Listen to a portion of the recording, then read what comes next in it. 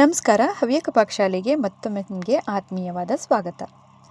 ಜೀಗುಜ್ಜೆ ಪೋಡಿ ಆಗಿರ್ಬೋದು ಅಥವಾ ಗೆಣಸಿನ ಪೋಡಿ, ಬಾಳೆಕಾಯಿ ಪೋಡಿ, ನೇಂದ್ರ ಬಾಳೆಹಣ್ಣಿನ ಪೋಡಿ ಎಲ್ಲ ರೀತಿಯಾದಂತಹ ಪೋಡಿಯನ್ನು ನೀವು ಮಾಡಿರ್ಬೋದಲ್ಲ.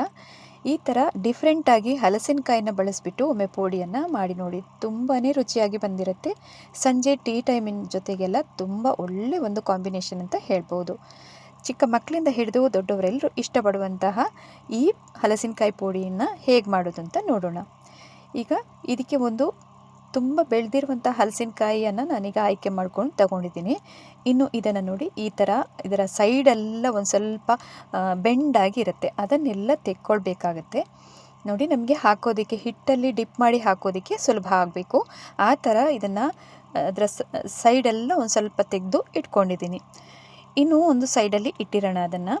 ಇನ್ನು ಇದಕ್ಕೆ ಹಿಟ್ಟನ್ನು ರೆಡಿ ಮಾಡ್ಕೊಳ್ಬೇಕಾಗತ್ತೆ.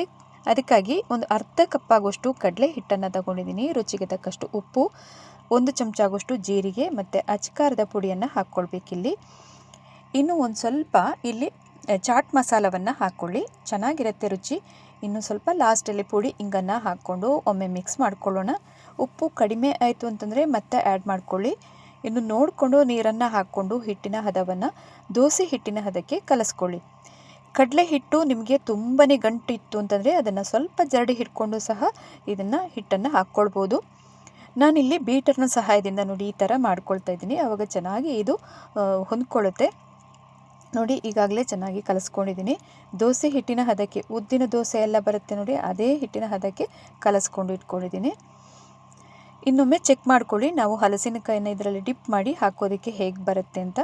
ಒಂದು ವೇಳೆ ಎಲ್ಲಿಯಾದರೂ ನೀರಾಯಿತು ಅಂತಂದರೆ ಮತ್ತೆ ಸ್ವಲ್ಪ ಕಡಲೆ ಹಿಟ್ಟನ್ನು ಹಾಕ್ಕೊಂಡು ದೋಸೆ ಹಿಟ್ಟಿನ ಹದಕ್ಕೆ ಕಲಿಸ್ಕೊಳ್ಬೇಕು. ಇನ್ನೀಗ ಕಾದ ಎಣ್ಣೆಯಲ್ಲಿ ಒಂದೊಂದೇ ಹಲಸಿನಕಾಯಿಯನ್ನು ಮಾಡಿ ಇಟ್ಟಿರುವಂತಹ ಈ ಹಿಟ್ಟು ಏನಿದೆ ನೋಡಿ, ಅದರಲ್ಲಿ ಡಿಪ್ ಮಾಡಿ ಒಂದೊಂದನ್ನೇ ಹಾಕ್ತಾ ಬನ್ನಿ.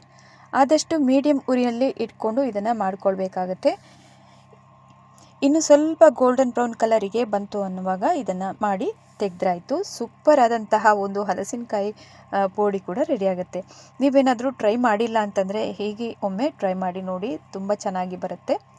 ಸಂಜೆ ಸ್ಕೂಲಿಂದ ಎಲ್ಲ ಮಕ್ಕಳು ಬರುವಾಗ ಡಿಫ್ರೆಂಟಾಗಿ ಈ ಥರದ್ದೆಲ್ಲ ಒಮ್ಮೆ ಟ್ರೈ ಮಾಡಿ ಕೊಡಿ, ಅವರಿಗೂ ಖುಷಿಯಾಗಿ ಅಷ್ಟೇ ಇಷ್ಟಪಟ್ಟು ತಿಂತಾರೆ.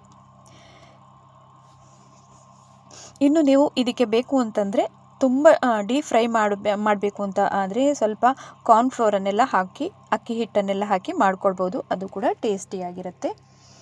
ನಾನಿಲ್ಲಿ ಜಸ್ಟ್ ಇಷ್ಟನ್ನೇ ಹಾಕಿರೋದು. ಕಡಲೆ ಹಿಟ್ಟಿನ ಪೋಡಿ ಅಂತ ಅನ್ನುವಾಗ ತುಂಬ ಸಾಫ್ಟಾಗಿ ಅಷ್ಟೇ ರುಚಿಕರವಾಗಿ ಬರುತ್ತೆ.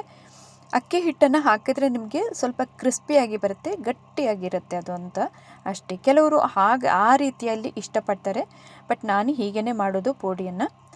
ಈಗ ನೋಡಿ, 2 ಬದಿ ಕೂಡ ಹೊಂಬಣ್ಣ ಬರೋ ತನಕ ಕರೆದು ತೊಗೊಂಡಿದ್ದೀನಿ. ನೋಡಿದ್ರಲ್ವಾ, ಸೂಪರ್ ಆಗಿರುವಂತಹ ಹಲಸಿನಕಾಯಿ ಪೋಡಿಯನ್ನು ಸಹ ಹೇಗೆ ಮಾಡೋದು ಅಂತ. ನೀವು ಎಲ್ಲ ರೀತಿಯಾದಂತಹ ಪೋಡಿಯನ್ನು ಮಾಡಿರ್ಬೋದು. ಜೀಗುಜ್ಜೆಯಿಂದ ಪೋಡಿ ಆಗುತ್ತೆ, ಆಮೇಲೆ ಬಾಳೆಕಾಯಿಂದ ಮಾಡ್ಬೋದು, ಆಮೇಲೆ ಇನ್ನು ಆಲೂಗೆಡ್ಡೆಯಿಂದ ಸಹ ಆಗುತ್ತೆ. ಸಿಹಿ ಗೆಣಸಿನ ಪೋಡಿ ಅಂತೂ ಸೂಪರ್ ಆಗಿರುತ್ತೆ. ಈಗ 1ನೇ ಸಲದ್ದನ್ನು ತಗೊಂಡಿದ್ದೀನಿ, 2ನೇ ಸಲದ್ದನ್ನು ಕೂಡ ಅದೇ ರೀತಿಯಾಗಿ ಹಾಕ್ಕೊಂಡು ಪೋಡಿಯನ್ನು ರೆಡಿ ಮಾಡ್ಕೊಳ್ಳೋಣ. ನೋಡಿದ್ರಲ್ವಾ, ಸಂಜೆ ತಿಂಡಿಗಾಗಿ ಮಾಡುವಂತಹ ಈ ಹಲಸಿನಕಾಯಿ ಪೋಡಿಯನ್ನು ಹೇಗೆ ಮಾಡೋದು ಅಂತ. ಮನೆಯಲ್ಲಿ ನೀವು ಸಹ ಇದನ್ನು ಟ್ರೈ ಮಾಡಿ ನೋಡಿ. ನಿಮ್ಮ ಅನಿಸಿಕೆ ಅಭಿಪ್ರಾಯಗಳನ್ನು ಕಮೆಂಟ್ ಮೂಲಕ ತಿಳಿಸುವುದನ್ನು ಕೂಡ ಮರಿಬೇಡಿ. ಇವತ್ತಿನ ವಿಡಿಯೋ ನಿಮಗೆ ಇಷ್ಟ ಆಗಿದ್ದಲ್ಲಿ ಹೆಚ್ಚಾಗಿ ಎಲ್ಲ ಕಡೆ ಶೇರ್ ಮಾಡಿ ಸಪೋರ್ಟ್ ಮಾಡಿ. ಹಾಗೆಯೇ ಈ ವಿಡಿಯೋವನ್ನು ನಿಮ್ಮ ಫ್ಯಾಮಿಲಿ, ಫ್ರೆಂಡ್ಸ್, ರಿಲೇಟಿವ್ ಜೊತೆ ಶೇರ್ ಮಾಡಿ ಸಪೋರ್ಟ್ ಮಾಡಿ ಅಂತ ಕೇಳ್ತಾ ಇನ್ನೊಂದು ವಿಡಿಯೋದಲ್ಲಿ ಸಿಗೋಣ. ನಮಸ್ಕಾರ.